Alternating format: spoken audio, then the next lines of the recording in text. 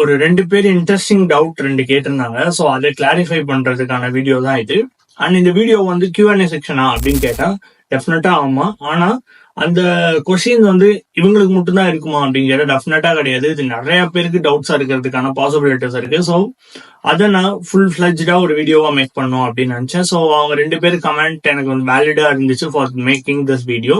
இந்த வீடியோ கடைசி வரையும் நீங்க பாருங்க. பிகாஸ் இந்த வீடியோல நான் என்ன சொல்ல வரேன்றத அட்லீஸ்ட் ஒரு ஜூனியர்ஸ் யாராவது கேட்டுக்கிட்டீங்க அப்படின்னா you can get betterment in your preparation நான் பிலீவ் பண்றேன். ஸோ அது நான் பண்றது என்னோட ஒப்பீனியன். நீங்க அதை என்ன நினைக்கிறீங்கன்றத கமெண்ட்ல சொல்லுங்க. உங்களோட கமெண்ட் நான் எப்பயுமே ரீட் பண்ணிட்டு இருக்கேன். அண்ட் மொதல் விஷயம், இங்க அந்த ஐ திங்க் அப்சரா கிருஷ்ணன் அப்படின்றவங்க வந்து லாஸ்ட் வீடியோல வந்து அவங்க ஒரு கொஸ்டின் கேட்டிருந்தாங்க, ப்ரோ எக்கனாமிக்ஸுக்கு பிளான் சொல்லுங்க அப்படின்னு. So what is a plan and what is a approach and what is a strategy, இதுக்கு மூணுக்குமான டிஃபரெண்ட் நம்மளுக்கு தெரியணும். பிளான்ன்றது என்னோடது, ஸோ மை ஓன் பிளான். இப்போ ஃபார் எக்ஸாம்பிள் நான் காலைல எந்திரிக்கிறேன். காலைல எந்திரிச்சதுக்கு அப்புறம் நான் போய் ஒரு வேலை இருக்கு, அந்த வேலை பார்த்துட்டு அந்த வேலையை வச்சு நான் ஒரு விஷயத்தை எக்ஸிக்யூட் பண்ணுவேன். ரைட். ஸோ ஒரு பிளான் நான் பண்ணுவேன், பட் அந்த பிளான் வந்து ரைட் வேல போகாது அட் தி எண்ட். ஸோ ஒருத்தவரோட ஒருத்தவரோட ரொட்டீன் எடுத்து அப்படியே நம்ம பிளானை எக்ஸிக்யூட் பண்ணணும்னு நினைச்சோம்னா it doesn't work out for any time. So long டைமுக்கு அதுக்கு டெஃபினட்டா ஒர்க் அவுட் ஆகாது. ஸோ இந்த மாதிரியான பிளான் அப்படின்றத தாண்டி இதை வந்து நம்ம என்னன்னு சொல்லலாம்னா ஸ்ட்ராட்டஜி ஆர் அப்ரோச். ஒரு ஃபார் எக்கனாமிக் அவங்க கேட்டிருக்காங்க, எக்கனாமிய நான் எப்படி அப்ரோச் பண்ணேன் இல்ல டாப்பர்ஸ் எப்படி அப்ரோச் பண்ணாங்க அப்படின்றத ஒண்ணு அவங்க கிட்ட இருந்து டேக்அவே எடுத்துக்கிட்டு அத உங்க பிளானுக்கு ஏத்த மாதிரி எக்ஸிக்யூட் பண்ணீங்க அப்படின்னா டெஃபினட்டா அதுல சக்சீட் ஆக முடியும். ஸோ இதுதான் எல்லாருமே ஃபாலோ பண்ணுவாங்க. டாப்பர் இல்ல வந்து ஃபார் எக்ஸ்பீரியன்ஸ் கேண்டிடேட், இவங்க எல்லாருமே இந்த மாதிரியான மெத்தட்ஸ் தான் ஃபாலோ பண்ணுவாங்க. டைரக்டா போயிட்டு ஒருத்தவங்க ஷெட்யூல் கொடுத்துட்டாங்க, அந்த ஷெட்யூலை நம்ம ஃபாலோ பண்றோம் அப்படின்றப்போ அந்த ஷெட்யூலை நம்ம ஃபாலோ பண்றோன்றது பிரச்சனையே கிடையாது. ஆனா அவங்க இப்படி படிங்க அப்படி படிங்க அந்த மாதிரி ஒரு ஃபார்மேட் செட் பண்றாங்கன்னு வச்சுக்கோங்களேன்.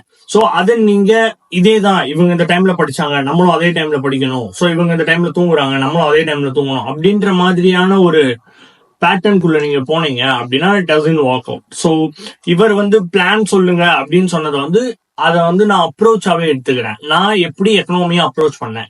ஸோ எக்கனாமியை நான் கம்ப்ளீட் பண்றதுக்கு இட்ஸ் அரௌண்ட் ஒரு 15 days நான் எடுத்துக்கிட்டேன். ஃபர்ஸ்ட் டைம் ரீட் பண்ணையில எனக்கு 30 to 40 days ஆச்சு. ஆனா செகண்ட் ரீடிங் தேர்ட் ரீடிங்லாம் போயில ஜஸ்ட் 15 days தான் ஆச்சு.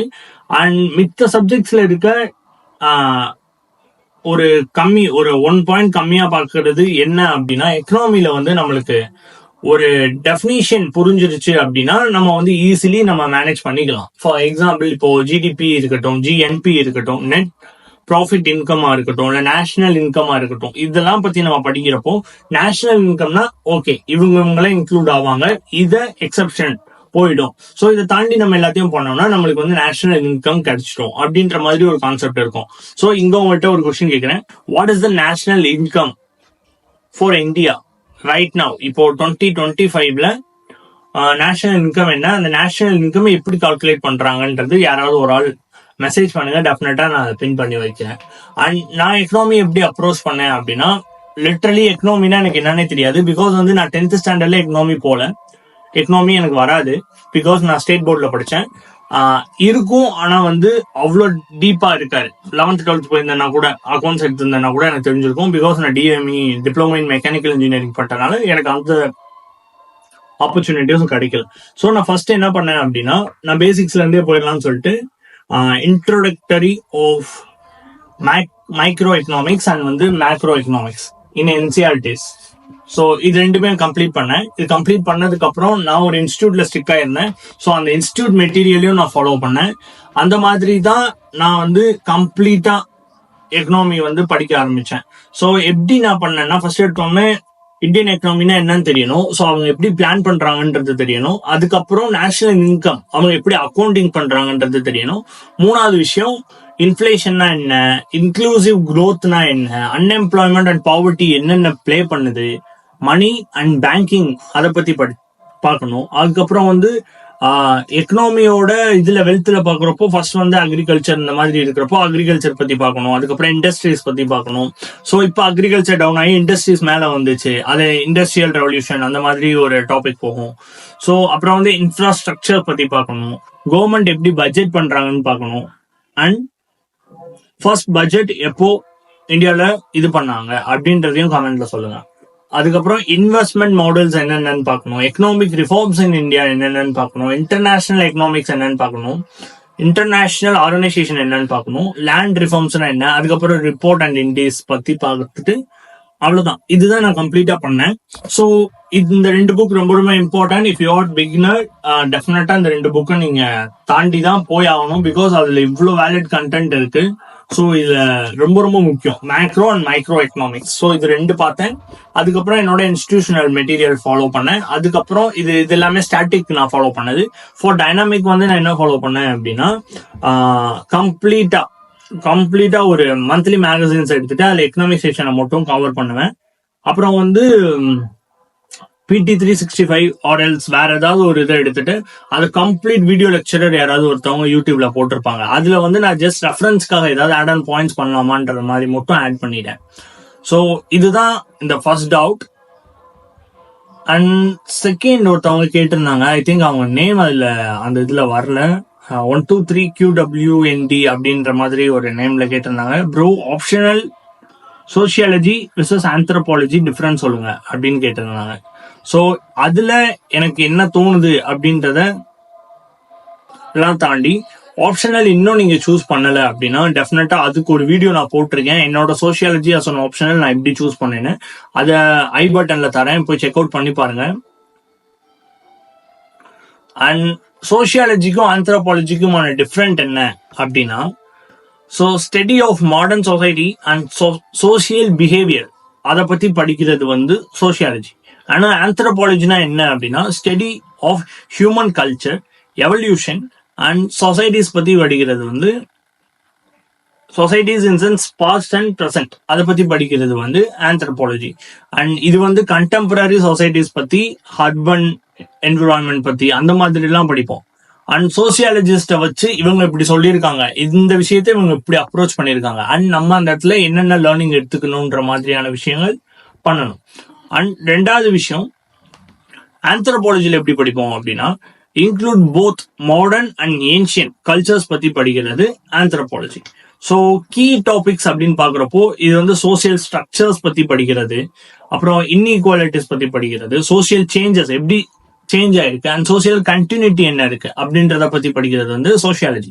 ஆனா ஆந்த்ரோபாலஜின்றது வந்து கல்ச்சுரல் சொன்ன கல்ச்சர் அண்ட் தென் வந்து லாங்குவேஜ், எவல்யூஷன், அப்புறம் வந்து archaeology and cross culture studies இதை பத்தி எல்லாம் படிக்கிறது வந்து ஆந்த்ரோபாலஜி. அண்ட் இது எப்படி நான் அப்ரோச் பண்ணேன் அப்படின்னா, ஒரு புக் இருக்கு நிதின் சிங்வான், அந்த புக் வந்து நான் வாங்கியிருந்தேன். அண்ட் தென் வந்து இக்னோ மெட்டீரியலும் நான் ஃபாலோ பண்ணியிருந்தேன்.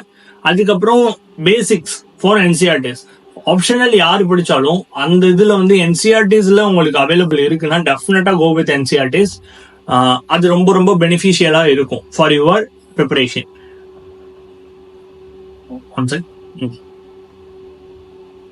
ஸோ இது ஃபார் எக்ஸாம்பிள் டைம் பீரியட் எதை வச்சு இருக்கும் அப்படின்னா, ப்ரெசன்ட் அண்ட் பாஸ்ட் ஹிஸ்டரி படிக்கிறது வந்து சோசியாலஜி.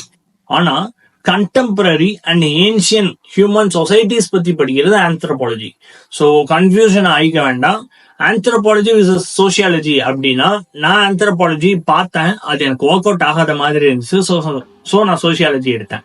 ஸோ திருப்பி சொல்றேன், ஆப்ஷன் இன்னும் நீங்க சூஸ் பண்ணல ஃபார் 2025 அப்படின்னா யூ ஆர் அட் ரிஸ்க். போய் சோசியாலஜியா இல்ல ஏதாவது சப்ஜெக்டா இல்ல ஆந்த்ரோபாலஜியான்றத கமெண்ட் பண்ண பர்சன் வந்து கன்ஃபார்ம் பண்ணிக்கோங்க. இன்கேஸ் சோசியாலஜி நீங்க சூஸ் பண்ற மாதிரி இருக்கீங்கன்னா கீழே மென்டர்ஷிப் ஃபார்ம் கொடுத்துருக்கேன், அதை ஃபில் பண்ணுங்க. ஏதாவது டவுட்ஸ் இருந்துச்சுன்னா நான் டெஃபினட்டா உங்களை வந்து ஆன் கால்ல வந்து கிளாரிஃபை பண்ணி கொடுக்குறேன். அண்ட் இது 2 தான் டவுட்டா கேட்டிருந்தாங்க. அண்ட் Q&A செக்ஷன்ஸ் வந்து எவ்ரி வீக் ஒரு வீடியோவாவது அப்லோட் பண்ணலாம் அப்படின்ற மாதிரி நினைச்சிருக்கேன். ஏதாவது டவுட்ஸ் இருந்துச்சுன்னா டெஃபினட்டா கீழே கேளுங்க, அதுக்கு ஒரு லாங் வீடியோவா நான் டெஃபினட்டா போடுறேன். அண்ட் ஒரே ஒரு விஷயம் சொல்றேன், அப்படி பிளைண்டா ஃபாலோ பண்ணாதீங்க, யாரையுமே ஃபாலோ பண்ணாதீங்க. பிகாஸ் வந்து அந்த மாதிரி நீங்க பண்றப்போ என்ன ஆகும் அப்படின்னா, அவங்களோட பிளான்ல போய் நீங்க லாக் ஆக முடியுமான்னு கேட்டா டெஃபினட்டா கிடையாது.